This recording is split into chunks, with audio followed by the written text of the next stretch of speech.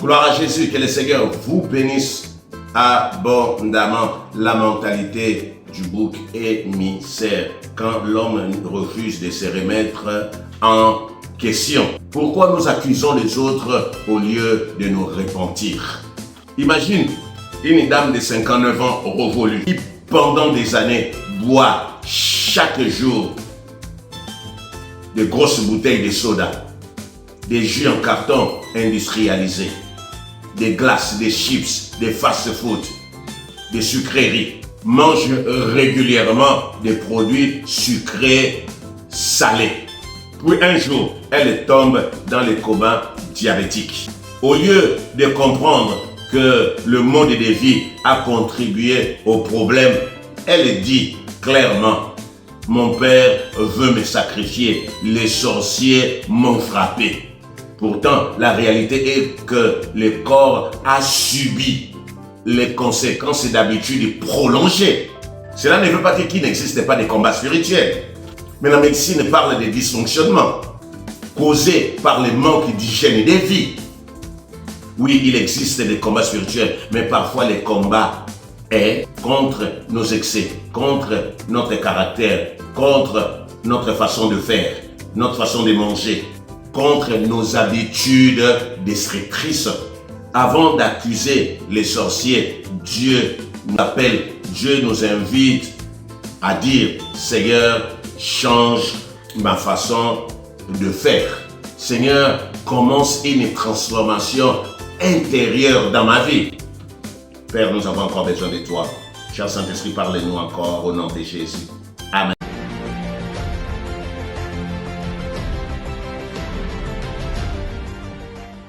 Wow. Aujourd'hui, beaucoup de personnes expliquent leurs problèmes toujours par quelqu'un d'autre. On refuse de reconnaître sa propre responsabilité. Si la vie ne marche pas, c'est la sorcellerie. C'est ma famille, c'est mon père, c'est ma mère, c'est des combats, c'est les origines, c'est les liens familiaux. On veut me sacrifier. On me déteste, on ne m'aime pas. Mais très rarement, nous-mêmes. Dire que je suis le problème, c'est rare. C'est l'autre. On cherche toujours un bouc émissaire. On ne se pose jamais la question: alors si le problème venait aussi de moi?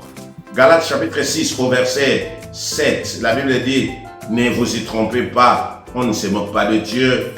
Ce qu'un homme aura sémé, il le moissonnera aussi. On ne se moque pas de Dieu. Ce que l'homme aura sémé, il le moissonnera aussi. Qu'est-ce que le bouc émissaire? Un bouc émissaire, c'est une personne sur qui on fait porter la responsabilité de nos erreurs, de nos fautes, de notre style de vie. Au lieu d'assumer, on accuse l'autre. Cela a commencé depuis le jardin d'Éden. Adam a accusé Ève, Ève a accusé le serpent. Genèse chapitre 3 au verset 12, la Bible dit ceci: l'homme répondit à Dieu: la femme que tu as mise auprès de moi m'a donné de l'arbre et j'en ai mangé. Adam n'a pas dit j'ai péché, j'ai fait ce qui est mal à tes yeux. La femme a dit c'est le serpent. Depuis ce jour-là au jardin d'Éden, l'humanité est devenue experte en art d'accuser les autres. Beaucoup de personnes disent: si je souffre aujourd'hui, c'est la sorcellerie. Si je ne réussis pas, c'est la maison de mon père. Si ma vie est bloquée, ce sont mes origines. Mais jamais leur caractère, jamais leur orgueil, jamais leurs paroles, jamais leur comportement, jamais leur manque de repentance. Lamentation dit ceci. Lamentation chapitre 3 au verset 40. Recherchons nos voies et sondons-les et retournons à l'Éternel. Dieu nous recommande d'examiner nos propres voies. C'est dommage, l'homme ne se remet plus en question. Beaucoup de gens dominent, insultent, mais c'est parce qu'il m'a provoqué. Ils blessent, vivent dans l'orgueil. Mais quand ça ne marche pas, ils disent: les gens me combattent. Ils ne voient jamais que leur caractère est le problème. Ils ne se demandent jamais: est-ce que mon caractère est mauvais? Est-ce que mon comportement ferme les portes? Vous savez, il y a un danger de se croire juste. Quand quelqu'un se croit juste, il devient aveugle spirituellement. Luc 18, verset 1, le pharisien priait ainsi en lui-même. Oh Dieu, je te rends grâce parce que je ne suis pas comme les restes des hommes. Je ne suis pas comme ces publicains, comme ces pécheurs. Le publicain, de son côté, était en train de se repentir. Oh Dieu, aie pitié de moi. Il s'est frappé la poitrine. Mais pour le pharisien, le problème, c'est le publicain. Les problèmes, c'est les autres. Ils ne prient pas bien. S'ils ont des problèmes, c'est parce qu'ils sont pécheurs. La religion peut cacher un mauvais cœur. Certaines personnes connaissent toute la Bible. Ils récitent les versets bibliques. Ils connaissent les psaumes, les prophètes, l'histoire même de l'Église. Mais leur cœur est rempli d'orgueil, de méchanceté, de dureté. Jésus a parlé de ces personnes. Dans les livres de Matthieu, chapitre 22 au verset 27. Malheur à vous, scribes et pharisiens hypocrites. Vous êtes semblables à des sépulcres blanchis. Extérieurement, ils paraissent saints, mais intérieurement,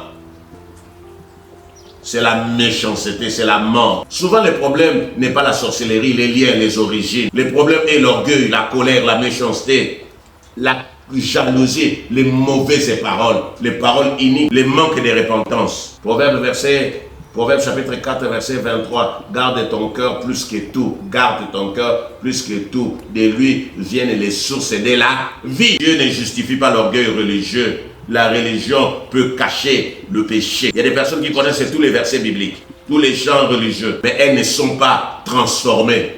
Oui, elles connaissent la Bible, mais leur cœur est dur. La Bible dit dans le livre de Jacques, chapitre 1, au verset 22, mettez en pratique la parole de Dieu et ne vous bornez pas à l'écouter. Connaître la Bible ne signifie pas être saint. On peut citer les versets bibliques et avoir un cœur mauvais. Certaines personnes pensent, j'ai pris beaucoup, je jeûne beaucoup, c'est moi qui fais ça, c'est moi qui fais ça, je paye mes dîmes, c'est moi qui donne l'offrande, c'est moi qui ai acheté même la parcelle de l'église, c'est moi, je connais la Bible, je connais les chants chrétiens, je connais.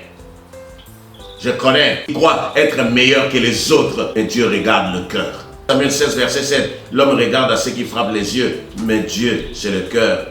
Les apparences sont souvent trompeuse. Avant d'accuser les autres, il faut se demander, est-ce que mon caractère est bon? Avant d'accuser les maris qui veulent divorcer avec toi, tu dois te demander, est-ce que je suis digne de rester dans ce foyer? Même si je suis contre le divorce, mais regarde au moins ton caractère. Change ta façon de vivre. Est-ce que mes paroles sont justes? Ce qui sort de ta bouche, c'est la pourriture? Ou bien c'est des paroles qui donnent la vie, qui apaisent les cœurs? Ta langue ne blesse-t-elle pas? Est-ce que je marche dans l'amour de Dieu? Est-ce que je me répands? Des Chroniques chapitre 7. Si mon peuple sur qui est invoqué mon nom s'humilie, tu veux la guérison, il faut l'humilité. L'orgueil, les autres, non. Humilité. Jésus était fils de Dieu, mais il a posé la question à ses disciples, que dites-vous que je suis moi le fils de l'homme? Pas Dieu, mais fils de l'homme. Est-ce que si toi tu poses la question aux gens qui sont autour de toi au bureau, à l'école, au marché, là où tu vends, dans ton entreprise, est-ce qu'ils vont dire que tu es vraiment chrétien? Ou bien ils vont dire, si vraiment toi, tu rentres au paradis, nous allons dire que Jésus est mauvais. Mais c'est dommage parce que toi tu vas dire, non, c'est des païens. Non, non. Il faut se remettre en question, considérer ce qu'ils disent. Beaucoup de personnes cherchent toujours un bouc émissaire. Mais Dieu cherche quelqu'un qui va dire, ô Éternel, change mon cœur. Le problème n'est pas toujours la sorcellerie. Le problème n'est pas toujours les origines. Le problème est l'homme lui-même. Oui, il existe la sorcellerie, les origines, les attaques spirituelles, les combats invisibles. Mais parfois, le problème n'est pas l'ennemi. Le problème est notre caractère, notre orgueil, notre manque de sagesse, notre manque de repentance. Avant de chercher des boucs émissaires, Dieu veut que nous regardions d'abord notre cœur. Psaume 139, verset 23 à 24, David dit, « Éprouve-moi et connais mes pensées. Regarde si je suis sur une mauvaise voie. » Quand un homme accepte de se remettre en question, Dieu peut transformer sa vie. Est-ce que tu peux dire Amen? Amen. Prions Dieu. Je me répands, Seigneur de gloire. J'ai cru que c'est l'autre qui est le problème. C'est lui qui me cherche des problèmes. Si je souffre, c'est l'autre. Depuis le jardin d'Éden, l'homme rejette toujours la responsabilité sur l'autre. Oh Père éternel, je viens à toi. Je reconnais, Père éternel, que je péchais contre toi. Je fais ce qui est mal à tes yeux.